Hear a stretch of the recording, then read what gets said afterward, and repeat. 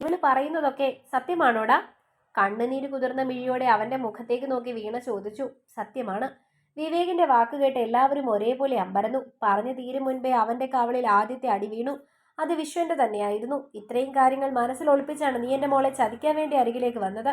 എന്റെ മക്കൾ വരെ നിന്നെക്കുറിച്ച് മോശമായി പറഞ്ഞപ്പോഴും നിന്നെ മാത്രം വിശ്വസിച്ചവനാണ് ഞാൻ. എന്റെ കുഞ്ഞുങ്ങളെ ഞാൻ വിശ്വസിക്കാത്തതിന്റെ ശിക്ഷയാണ് ഇപ്പൊ ഞാൻ അനുഭവിക്കുന്നത്. എന്റെയും എന്റെ കുടുംബത്തിന്റെയും കണ്ണുനീര് മരണകാലം വരെ നിന്നെ വിട്ടുപോകില്ല. അയാളുടെ കണ്ണുകൾ ചുവന്ന് കണ്ണീർധാരകൾ പുറത്തേക്ക് ഒളിച്ചിരുന്നു. ഒരു വാക്കുപോലും മറുപടി പറയാതെ ഒരു കുറ്റവാളിയെ പോലെ തലകുനിച്ചു നിൽക്കുകയാണ് വീണയും. ഏതായാലും കാര്യങ്ങൾ ഇത്രയുമായ സ്ഥിതിക്ക് ഈ കുട്ടിയെയും അവളുടെ കുഞ്ഞിനെയും വിവേകം ഏറ്റെടുക്കണം. അത് തന്നെയാണ് അതിനുള്ളൊരു ന്യായമെന്ന് പറയുന്നത്. അവിടെ നിന്നൊരു മുതിർന്ന വ്യക്തി പറഞ്ഞു. അതെ അമ്മാവ, എനിക്ക് താമസിക്കാൻ ഒരു സ്ഥലമില്ലാഞ്ഞിട്ടല്ല ഞാൻ ഇങ്ങോട്ട് വന്നത്. ഇവന്റെ കൂടെ ഒരു ജീവിതം എനിക്ക് വേണ്ട. എനിക്കൊരു കുഞ്ഞുണ്ടായാൽ അതിനെ നോക്കാനുള്ള ബാങ്ക് ബാലൻസ് എൻ്റെ കയ്യിലുണ്ട്. ഞാൻ ഇത്ര കാലവും അന്തസ്സോടെ ജോലി ചെയ്തു വെച്ച പണം, അത് വെച്ച് എൻ്റെ കുഞ്ഞിനെ അന്തസ്സോടെ വളർത്താൻ എനിക്കറിയാം. അത് വളർന്നു വലുതാവുമ്പോൾ അച്ഛൻ എവിടെയെന്ന് ചോദിച്ചാൽ ചത്തുപോയി എന്ന് പറയാനും എനിക്കറിയാം. ഇവന്റെ ഭാര്യ എന്നുള്ള പദവിയും വേണ്ട. എൻ്റെ ജീവിതത്തിൽ പറ്റിയ ഏറ്റവും വലിയ മിസ്റ്റേക്ക് ആയിരുന്നു ഇവൻ. ഞാനത് മനസ്സിലാക്കി. ഇനി ഞാൻ ആ തെറ്റ് ആവർത്തിക്കണോ? ഒരിക്കൽ ആ തെറ്റ് പറ്റിയാൽ ആ തെറ്റിൽ നിന്നും പുറത്തു കടക്കുകയാണ് വേണ്ടത്. എനിക്ക് ജീവിതകാലം മുഴുവൻ അഡ്ജസ്റ്റ് ചെയ്ത് ജീവിക്കാൻ താല്പര്യമില്ല. ഒരിക്കൽ ചതിക്കപ്പെട്ടു എന്ന് തോന്നിയാൽ അവിടെ നിന്നും ഇറങ്ങിപ്പോകണം. അതെത്ര പ്രിയപ്പെട്ടവരാണെങ്കിലും. ഞാൻ അങ്ങനെയാണ് ചിന്തിക്കുന്നത്. എനിക്ക് ഇവനോടൊപ്പമുള്ള ജീവിതം വേണ്ട. അവനെക്കുറിച്ച് നിങ്ങളെയൊക്കെ എങ്ങനെ അറിയിക്കണമെന്ന് തോന്നി. പിന്നെ എന്നോട് ചെയ്ത ചതിക്ക് ഇവന്റെ കരണത്തിട്ട് 4 പുകയ്ക്കണമെന്നും തോന്നി. അതിനുവേണ്ടി മാത്രമാണ് ഞാൻ ഈ അവസ്ഥയിലും ഇവിടേക്ക് വന്നത്. അത്രയും പറഞ്ഞവൾ അവന് നേരെ തിരിഞ്ഞു. അടുത്ത മാസം ഞാൻ ഇവിടെ നിന്നും UK പോവാം. അവിടെ ഒരു കൂട്ടുകാരിയുണ്ട്. എൻ്റെ ഡെലിവറി അവിടെ ആയിരിക്കും. ഇനി ജീവിതത്തിൽ ഒരിക്കലും നിന്നെ കണ്ടുമുട്ടരുതെന്നാണ് എൻ്റെ ആഗ്രഹം. അറിയാതെ പോലും എൻ്റെ വഴിയിൽ വന്നേക്കരുത്. നിന്നെ കാണുന്നത് തന്നെ എനിക്ക് അറപ്പാണ്. എൻ്റെ കുഞ്ഞ് നിന്റെ മുഖം പോലും കാണാൻ പാടില്ല. കണ്ടാൽ നിന്റെ അതേ സ്വഭാവമായി പോയാൽ ഞാനെന്ത് ചെയ്യും? എനിക്കത് സഹിക്കാൻ പറ്റില്ല. എനിക്ക് ചോദിക്കാനും പറയാനും ആരുമില്ലെന്നുള്ള വിശ്വാസത്തിലല്ലേ നീ എന്നെ ചതിച്ചത്? അനാഥാലയത്തിലാണ് വളർന്നത്. സ്നേഹം കിട്ടിയിട്ടില്ല. അതുകൊണ്ട് ഒരുത്തൻ ആ സ്നേഹം കൊണ്ട് തന്നപ്പോൾ ഞാനങ്ങ് വിശ്വസിച്ചു പോയി. ആത്മാർത്ഥമായി ആണെന്ന് ചിന്തിച്ചു പോയി. അതുകൊണ്ട് നിന്നെ വിശ്വസിച്ചത്, നിനക്കൊപ്പം ഒരു വീട്ടിൽ താമസിച്ചത്, ഒരു താലിച്ചരടിന്റെ പോലും ആവശ്യമില്ലാതെ നിന്റെ സ്നേഹത്തിൽ മാത്രം ഞാൻ വിശ്വസിച്ചത്. അല്ലെങ്കിൽ താലിയിലൊന്നുമല്ല കാര്യം, നമ്മളോട് കാണിക്കുന്ന ആത്മാർത്ഥത എത്രയുണ്ട് എന്നതിലാണ് കാര്യം. ആ ഒരു കാര്യത്തിൽ നീ പരിപൂർണ പരാജയമാണെന്ന് തെളിയിച്ചു കഴിഞ്ഞു. കല്യാണം കഴിച്ചിരുന്നെങ്കിൽ ലീഗലിയുള്ള പ്രശ്നങ്ങൾ കൂടി ഞാൻ പോകണ്ടായിരുന്നു. അതിൽ നിന്ന് രക്ഷപ്പെട്ടു. ഒരു വലിയ ബൈ. അത്രയും പറഞ്ഞ് ആരെയും നോക്കാതെ അവൾ ആ വീടിന്റെ പടിയിറങ്ങിയപ്പോൾ വിജയന്റെയും വീണയുടെയും ഉള്ളു പിടഞ്ഞു.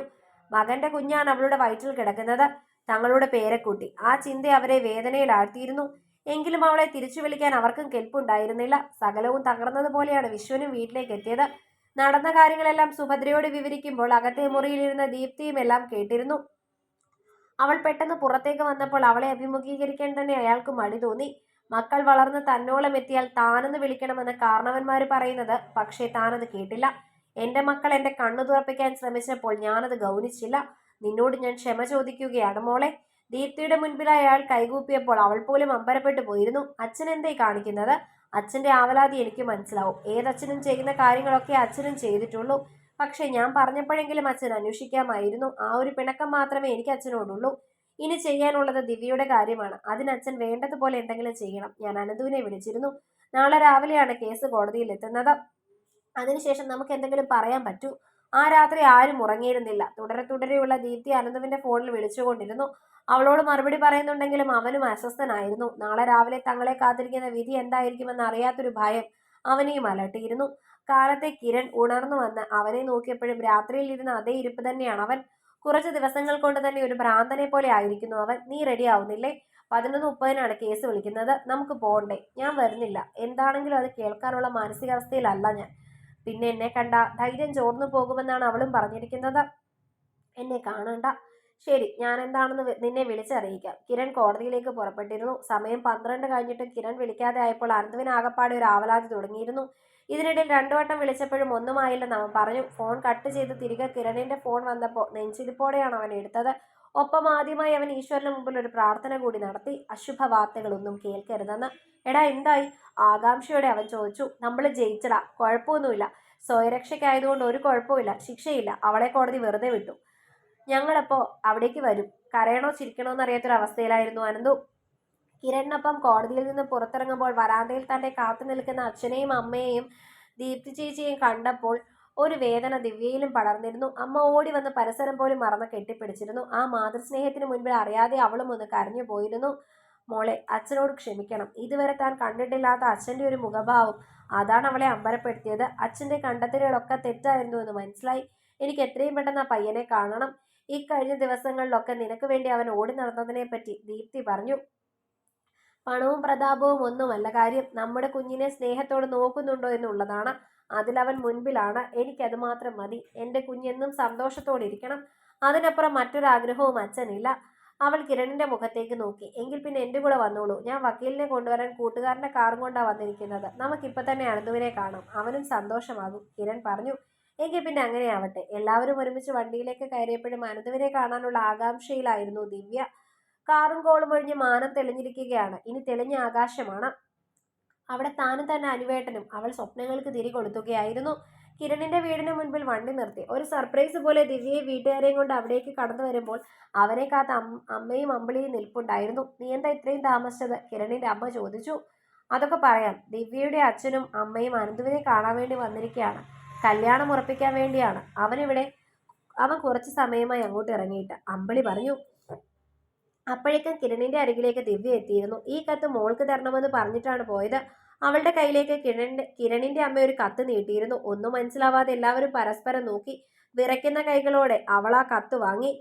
കത്ത് തുറന്നു നോക്കിയതും അവൾക്ക് കണ്ണുനീർ വന്ന് മൂടി. കണ്ണുകളുടെ കാഴ്ച മങ്ങിയതുപോലെ തോന്നിയിരുന്നു. എൻ്റെ മാത്രം ദിവ്യയ്ക്ക്, എന്നെ സ്നേഹിച്ച കാലം മുതൽ നിനക്ക് സന്തോഷം നൽകാൻ എനിക്ക് കഴിഞ്ഞിട്ടില്ല. നിന്റെ കണ്ണുനീരാണ് അന്നു മുതൽ ഇന്നു വരെ എനിക്ക് കാണാൻ സാധിച്ചിട്ടുള്ളത്. നീ തരുന്ന സ്നേഹം പകുതിയെങ്കിലും തിരിച്ചു തരേണ്ടത് എൻ്റെ കടമ കൂടിയല്ലേ? എനിക്ക് വേണ്ടി സ്വന്തം ജീവിതം പോലും ഹോമിക്കാൻ തയ്യാറായ നിനക്ക് വേണ്ടി ഇനിയും ഞാൻ എന്തെങ്കിലും ചെയ്തില്ലെങ്കിൽ അത് നിന്നോട് കാണിക്കുന്ന വഞ്ചനയാവും. കൂടുതലൊന്നും ഞാൻ എഴുതുന്നില്ല. ഒരു ലക്ഷ്യമില്ലാത്ത യാത്രയാണിത്. ലക്ഷ്യം പൂർത്തീകരിച്ചാൽ മാത്രമേ നിന്റെ മുൻപിൽ ഞാൻ വരികയുള്ളൂ. കാത്തിരിക്കണമെന്ന് മാത്രമേ എനിക്ക് പറയാൻ കഴിയൂ. കാത്തിരിക്കുമെന്ന് എനിക്ക് ഉറപ്പുണ്ട്. നിന്നെ ഒന്ന് കാണാനും നെഞ്ചിലേക്ക് ചേർത്ത് പിടിക്കാനും ഒരുപാട് ഞാൻ ആഗ്രഹിക്കുന്നുണ്ട്. പക്ഷെ അത് ഈ ഒരു സാഹചര്യത്തിൽ ആവരുതെന്ന് എനിക്ക് നിർബന്ധവുമുണ്ട്. ദീപ്തി ചേച്ചി പറഞ്ഞു. നിന്റെ അച്ഛനും അമ്മയും ഒക്കെ ഒപ്പം നിന്നെ ഒന്ന് കാണാൻ വേണ്ടി കാത്തിരിക്കുകയാണെന്ന്. ഇനിയും നിന്നെ മനസ്സിലാക്കാതിരിക്കാൻ അവർക്ക് സാധിക്കില്ല. ആ ഒരു വിശ്വാസത്തിലാണ് ഞാൻ പോകുന്നത്. അവർ നിന്നെ സ്വീകരിച്ചില്ലെങ്കിൽ ഈ യാത്ര ഉണ്ടാവുമായിരുന്നില്ല. നിന്നെ ഒറ്റയ്ക്ക് വിട്ട് ഞാൻ എങ്ങോട്ടും പോകില്ലായിരുന്നു. നിനക്ക് കാവലായി അവരുണ്ടെന്ന വിശ്വാസത്തിലാണ് ഈ യാത്ര. ജീവനോടെ ഉണ്ടെങ്കിൽ നിനക്ക് വേണ്ടി ഞാൻ തിരികെ എത്തും. അത് മാത്രമേ ഇപ്പോൾ പറയാൻ സാധിക്കൂ എന്ന് നിന്റെ മാത്രം അനുവേട്ടൻ. ഒരു തുള്ളി കണ്ണുനീർ ആ കടലാസിലേക്ക് ഉതിർന്നു വീണിരുന്നു. അവളുടെ കയ്യിൽ നിന്ന് കത്ത് വാങ്ങി ദീപ്തിയും വായിച്ചു നോക്കി. ശേഷം അവളുടെ മുഖത്തേക്ക് നോക്കി. അനുവേട്ടൻ തിരിച്ചു വരും, എനിക്കറിയാം. എവിടേക്കാ പോയിരിക്കുന്നതെന്നും എന്താണ് ലക്ഷ്യമെന്നും ഉറപ്പോടെ അവൾ പറഞ്ഞു. എൻ്റെ മോൻ കാരണം നിങ്ങളുടെ മനസ്സ് വിഷമിച്ചു എന്ന് എനിക്കറിയാം. അതിന് ഞാൻ നിങ്ങളോട് മാപ്പ് ചോദിക്കുക. പക്ഷെ അവൻ ഇത്രത്തോളം ഹൃദയം നൽകി ഒരാളെയും സ്നേഹിച്ചിട്ടില്ല. ഇക്കഴിഞ്ഞ ദിവസങ്ങളിൽ അവനെ ഞാൻ കണ്ടതാണ്. കുളിയില്ല, ഊണില്ല, ഉറക്കമില്ല, എപ്പോഴും ഒരു ഭ്രാന്തനെ പോലെ. നിങ്ങളുടെ മോളെ ജീവൻ കൊടുത്താണ് അവൻ സ്നേഹിച്ചത്. അവൻ തിരിച്ചു വരുമ്പോൾ അവളെ അവന് കൊടുത്തൂടെ? എന്നെക്കുറിച്ച് ചിന്തിക്കേണ്ട. ഞാനൊരു മോശപ്പെട്ട സ്ത്രീയാണ്. പക്ഷെ ഒരിക്കലും ഞാൻ ആഗ്രഹിച്ചിട്ട് ഇങ്ങനെ ആയതല്ല. ഒരുപാട് പേരുടെ മുന്നിൽ കൈനീട്ടി ആരും ഒരു ലാഭവുമില്ലാതെ പണം തരില്ല. വീട്ടുവേലയ്ക്ക് പോയെടുത്ത് പോലും അനുഭവിക്കേണ്ടി വന്നത് മോശം അവസ്ഥകളാ. അവസാനം ഞാൻ ഇങ്ങനെയായിപ്പോയി. എൻ്റെ സ്വഭാവ ദൂഷ്യത്തിന്റെ പേരിൽ എൻ്റെ മോനെ, അവനിഷ്ടപ്പെട്ട പെണ്ണിലെ അവനിൽ നിന്നും അകറ്റി നിർത്തരുത്. ഞാൻ വേണമെങ്കിൽ എങ്ങോട്ടെങ്കിലും പൊയ്ക്കോളാം. വല്ല വൃദ്ധസദനത്തിലോ അമ്പലത്തിലോ എവിടെയെങ്കിലും. അവരുടെ ജീവിതത്തിൽ ഞാൻ ഒരിക്കലും ഒരു തടസ്സമാവില്ല. വിശ്വന്റെ മുൻപിൽ കൈകൂപ്പി നിന്ന് അമ്പിളി കരഞ്ഞു പോയിരുന്നു. അമ്മേ, അങ്ങനെയൊന്നും പറയരുത്. ഞാൻ ഒരിക്കലും അങ്ങനെ ചിന്തിച്ചിട്ടില്ല. അമ്മയെ ഒഴിച്ചൊരു ജീവിതം ഒരിക്കലും അനുവേട്ടനും ആഗ്രഹിച്ചിട്ടില്ല. അരുതാത്തതെന്തോ കേട്ടതുപോലെ ദിവ്യ പറഞ്ഞു. മോളുടെ കാര്യമല്ല, മോളുടെ വീട്ടുകാരുടെ കാര്യമാണ് ഞാൻ പറഞ്ഞത്. ഒരു വിവാഹാലോചനയെ പറ്റി ചിന്തിക്കുമ്പോൾ അവരങ്ങനെയൊക്കെ ചിന്തിക്കൂ. അത് അവരുടെ കുഴപ്പമല്ല. അവരുടെ സ്ഥാനത്ത് ഞാനാണെങ്കിലും അങ്ങനെ ചിന്തിക്കൂ. സ്വന്തം മക്കളുടെ സുരക്ഷ ഏത് മാതാപിതാക്കളുടെയും സ്വപ്നമാണ്. നിങ്ങൾ ഈ പറഞ്ഞ ചിന്തകളൊക്കെ എനിക്കുണ്ടായിരുന്നു കുറച്ചു മുൻപ് വരെ. പക്ഷെ നിങ്ങളുടെ മകൻ അവളെ സ്നേഹിക്കുന്നത് എത്രത്തോളമാണെന്ന് എനിക്കറിയാം. അവനെ മാത്രമേ ഞാൻ നോക്കുന്നുള്ളൂ. നിങ്ങളുടെ സാഹചര്യങ്ങളും സ്വഭാവങ്ങളും ഒന്നും അവരുടെ ബന്ധത്തിന് തടസ്സമല്ല. വിശ്വന്റെ ആ മറുപടിയിൽ അമ്പരന്ന് പോയത് അക്ഷരാർത്ഥത്തിൽ ദിവ്യയായിരുന്നു. ചേച്ചി, വിളി കേട്ട് തിരിഞ്ഞു നോക്കിയപ്പോൾ അമൃതയാണ്. ചേട്ടൻ തിരികെ വരും, അധികം വൈകാതെ തന്നെ വരും, എന്നോട് പറഞ്ഞിട്ടാണ് പോയത്. എനിക്കറിയാം മോളെ, ദിവ്യ പറഞ്ഞു. വീണ്ടും വസന്തവും ശിശിരവും ഒക്കെ കടന്നുപോയി. 2 വർഷം കഴിഞ്ഞിട്ടും അനന്തു മാത്രം വന്നില്ല. അതിനിടയിൽ വിശ്വനാഥന്റെയും ഇഷയുടെയും ശാപം എന്നതുപോലെ ബ്രെയിൻ ട്യൂമറായി വിവേക് RCCയിൽ ചികിത്സയിലാണ്. ഇപ്പോൾ കണ്ടാൽ ഒരു അസ്ഥിപഞ്ജരം പോലെയായി മാറിയിരിക്കുന്നു. ഇതിനോടകം 8 കീമോകളാണ് കഴിഞ്ഞത്. ഇഷയും മോനും സുഖമായി UK-യിലുണ്ട്. ജീവിതത്തിലെ ഒരു മോശം അധ്യായം എന്നതുപോലെ അവൾ വിവേകിനെ മറന്നു കഴിഞ്ഞു. മകൻ ഇപ്പോൾ 2 വയസ്സാകാൻ പോകുന്നു. അവന്റെ കാര്യങ്ങളുമായി തിരക്കിലാണ് അവൾ. ജീവിതത്തിലേക്ക് ഇനിയൊരു കൂട്ടെന്ന തീരുമാനത്തിൽ ഇതുവരെ അവൾ എത്തിയിട്ടില്ല. ഒരുപക്ഷെ പിൽക്കാലത്ത് അങ്ങനെ ഒരു തീരുമാനം ഉണ്ടായേക്കാം. അമ്പിളിക്ക് വിശ്വനാഥൻ തന്നെ പരിചയത്തിലുള്ള ഒരു തുണിക്കടയിൽ ജോലി ശരിയാക്കി കൊടുത്തു. അമൃത ഇപ്പോൾ ഡിഗ്രിക്ക് പഠിക്കുകയാണ്, ആദ്യ വർഷം. ദീപ്തിയും മകനും ഭർത്താവിനൊപ്പം ജാർഖണ്ഡിലാണ്. ഇടയ്ക്കിടെ ദിവ്യയെ വിളിച്ച് വിശേഷങ്ങൾ തിരക്കാറുണ്ട്. ദിവ്യയെ പോലെ തന്നെ അവളുടെ വീട്ടുകാരും കാത്തിരിക്കുകയാണ് അനന്തുവിന്റെ വരവിന് വേണ്ടി. മറ്റൊരു വിവാഹത്തിന് ഇനി ഒരിക്കലും മകളെ നിർബന്ധിക്കില്ലെന്ന് വിശ്വൻ തീരുമാനമെടുത്തിരുന്നു. നാട്ടിലെത്തി കുറച്ചു നാളുകൾ അയൽവക്കക്കാരുടെയും നാട്ടുകാരുടെയും ഒക്കെ പരിഹാസവാക്കുകളും നോട്ടങ്ങളും ദിവ്യയ്ക്ക് അഭിമുഖീകരിക്കേണ്ടി വന്നിരുന്നു. പക്ഷെ അവൾ മറ്റൊരു ലോകത്തിലായിരുന്നു. M.Com പൂർത്തിയാക്കി ഒരു സ്വകാര്യ ബാങ്കിൽ ചെറിയ ജോലിക്ക് കയറിയിരിക്കുകയാണ്. ദിവ്യ സമയം കിട്ടുമ്പോഴൊക്കെ അനന്തുവിന്റെ വീട്ടിൽ പോവും. അമ്പിളിയെയും അമൃതയെയും കാണും. അവൻ ഇരിക്കാറുള്ള ആ ഷെഡിൽ പോയി കുറച്ച് സമയം ഇരിക്കും. ഇടവപ്പാതി കോരിച്ചൊരിയുകയാണ്. സമയം 4 മണിയോട് അടുത്തിട്ടേ ഉള്ളൂ. എങ്കിലും റോഡുകളൊക്കെ ഏകദേശം സന്ധ്യയോട് അടുത്തതുപോലെ ഇരുണ്ട് കിടക്കുന്നു. അല്പനേരത്തെ ഇറങ്ങിയത് അമ്പലത്തിലേക്ക് പോകാനാണ്. കുറച്ച് ദിവസങ്ങളായി മനസ്സിൽ ഓർമ്മകൾ തിങ്ങി നിറയുകയാണ്. ബസ്സിൽ നിന്നും ഇറങ്ങി ഇടവഴിയിലൂടെ നടക്കുമ്പോൾ ഒരാൾ പോലും റോഡിലില്ല. ആ ഏകാന്തത കുറച്ചു സമയം അവളെ ഒന്ന് ഭയപ്പെടുത്തിയിരുന്നു. എങ്കിലും കുട നിവർത്തി മഴയിലൂടെ വീട്ടിലേക്ക് നടക്കാനാണ് അവൾ തീരുമാനിച്ചത്. ഇനിയും നിന്നാൽ മഴ ചിലപ്പോൾ ഒരുപാട് കനക്കും. സന്ധ്യ ആവുകയും ചെയ്യും. ആൾപ്പാർപ്പില്ലാത്ത ഇടവഴിയിൽ കൂടി മുന്നോട്ട് നടക്കുന്തോറും ഒരു വാഹനത്തിന്റെ ഇരമ്പൽ അവൾ കേട്ടു. ഒരു നിമിഷം അല്പം ഭയം തോന്നിയിരുന്നു. മഴ ശക്തിയായി പെയ്യുകയാണ്, ഒപ്പം ഇടിയും. തന്റെ മുൻപിൽ കൊണ്ടുവന്ന് വട്ടം ചവിട്ടിയ വാഹനം അവളൊന്ന് സൂക്ഷിച്ചു നോക്കി. അതൊരു പോലീസ് വാഹനമായിരുന്നു. അതിൽ നിന്നും ഒരു നീളൻ കുടയും നിവർത്തി ഒരാൾ ഇറങ്ങി. ഒരു നിമിഷം അവൾക്ക് കണ്ണുകളെ വിശ്വസിക്കാൻ സാധിച്ചില്ല. യൂണിഫോമിലാണ് ആൾ. കുളിര് നിറച്ചു പെയ്യുന്ന ആ മാരിയിൽ പോലും അവൾ വിയർത്തു പോയിരുന്നു. അനുവേട്ടൻ. ചുണ്ടുകൾ മന്ത്രിച്ചു. കാറ്റിൽ അവളുടെ കയ്യിലിരുന്ന കുട പറന്നുപോയതുപോലും അവൾ അറിഞ്ഞില്ല. മഴ നനഞ്ഞു തന്നെ നോക്കി നിൽക്കുന്നവളെ അവൻ തന്റെ കുടയിലേക്ക് ചേർത്ത് നിർത്തി. സ്വപ്നമല്ല, സത്യമാണ്. അവളുടെ തോളിൽ പിടിച്ച് തന്നോട് ചേർത്ത് നിർത്തി അവൻ പറഞ്ഞു, വലിയ മാറ്റങ്ങളൊന്നും വന്നിട്ടില്ല ആൾക്ക്. നന്നായി ഒന്ന് തടിച്ചിട്ടുണ്ട്. മീശ ഒരൽപ്പം കട്ടിവെച്ചിട്ടുണ്ട്. താൻ ഏറെ ഇഷ്ടപ്പെട്ട ചുഴികളെ മറച്ച ദീക്ഷ ഇപ്പോൾ മുഖത്തില്ല. അതുമാത്രമാണ് ആകെയുള്ളൊരു മാറ്റം. അനുവേട്ട. ഇടറിപ്പോയിരുന്നു വിളിച്ചപ്പോഴേക്കും. എന്തോ ഏറെ പ്രണയം നിറച്ചൊരു മറുപടി. എവിടെയായിരുന്നു ഇത്രയും നാൾ? നീയല്ലേ പറഞ്ഞത് ഇനി കാക്കിയിട്ട് മാത്രമേ നിന്റെ മുന്നിൽ വന്ന് നിൽക്കാവൂന്ന്?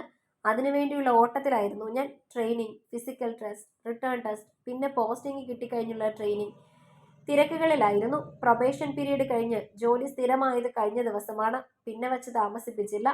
ഒന്ന് വിളിച്ചു പോലുമില്ലല്ലോ. സന്തോഷം നിറഞ്ഞ കണ്ണുനീർ കണങ്ങളുടെ അകമ്പടിയോടെ പറഞ്ഞു. നിന്റെ സ്വരം കേട്ടാൽ ഞാൻ തളർന്നു പോകും. ഈ ലോകത്തിന്റെ ഏത് കോണിലാണെങ്കിലും മറ്റെല്ലാം ഉപേക്ഷിച്ച് നിന്നെ കാണാനായി ഞാൻ ഓടിയെത്തും. എനിക്ക് വേണ്ടി നീ ഇത്രയൊക്കെ ത്യാഗങ്ങൾ സഹിക്കുമ്പോൾ നീ എന്നോട് ആവശ്യപ്പെട്ട ഒരാവശ്യം നിറവേറ്റാതെ ഞാൻ എങ്ങനെയാ നിന്റെ മുൻപിൽ വന്നു നിൽക്കുക? പരിസരം മറന്നവൾ അവനെ കെട്ടിപ്പിടിച്ചു. ആകാശത്തെ കീറി മുറിച്ചുകൊണ്ടൊരു മിന്നൽ ഭൂമിയിലേക്ക് ഇറങ്ങി വന്നു. അവൾ ഭയന്നില്ല. ഏറ്റവും സുരക്ഷിതമായ നെഞ്ചിലാണവൾ. അവൻ അവളെ ഒരിക്കൽ കൂടി അടക്കി പിടിച്ചു. എന്റെ മോളെ, ഇങ്ങനെയൊന്ന് ചേർത്ത് പിടിക്കാൻ എത്ര കാലമായി കൊതിക്കുന്നു. അവളുടെ മുടിയിൽ തലോടിക്കൊണ്ട് പറഞ്ഞു. ഇടുക്കി രാജക്കാട് SI ആണ്. ഒഫീഷ്യലായുള്ള പെണ്ണ് ചോദ്യത്തിനുള്ള വരവാണിത്. പക്ഷെ ഒരു വ്യത്യാസമുണ്ട്. പെണ്ണ് കണ്ടങ്ങ് പോവല്ല, എന്റെ പെണ്ണിനെയും കൊണ്ടുപോകും. ഇനി നീ ഇല്ലാതെ വയ്യ. വീണ്ടും അടിച്ച കാറ്റിൽ അവന്റെ കൂടെയും പറന്നു തുടങ്ങിയിരുന്നു. പതിയെ കൈയയച്ചവനതിനെ സ്വതന്ത്രമാക്കി പറക്കാൻ അനുവദിച്ചു. പിന്നെ പ്രിയപ്പെട്ടവളെ തന്റെ നെഞ്ചോട് ചേർത്ത് പിടിച്ച ആ മഴയെ അവരൊരുമിച്ച് നനഞ്ഞു. ആ വർഷത്തിന്റെ കുളിരിലും ഇരു ചുണ്ടുകളും തമ്മിൽ അധരമധുരം കൈമാറി. ഏറെ പ്രണയത്തോടെ, ഒരു 19 വയസ്സുകാരിയുടെ മനസ്സോടെ. എപ്പോഴോ കയറിക്കൂടിയൊരു തെമ്മാടി ചെക്കൻ. അവനെ സ്വന്തമാക്കാൻ സാധിക്കുമെന്ന വിശ്വാസം പോലുമില്ലാതെ സ്നേഹിച്ചവൾ. ഒരു പ്രതീക്ഷയുടെയും ഭാരമില്ലാതെ അവനെ നെഞ്ചിലേറ്റിയവൾ. അതേ സ്നേഹം സത്യമാണെങ്കിൽ അത് കാലം തെളിയിക്കുക തന്നെ ചെയ്യും. പരസ്പരം പുണർന്നു നിൽക്കുമ്പോഴും ഇടതടവില്ലാതെ അവളുടെ നെറ്റിയിലും ചുണ്ടിലുമായി അവന്റെ ചുണ്ടുകൾ മാറി മാറി നൃത്തം ചെയ്തു.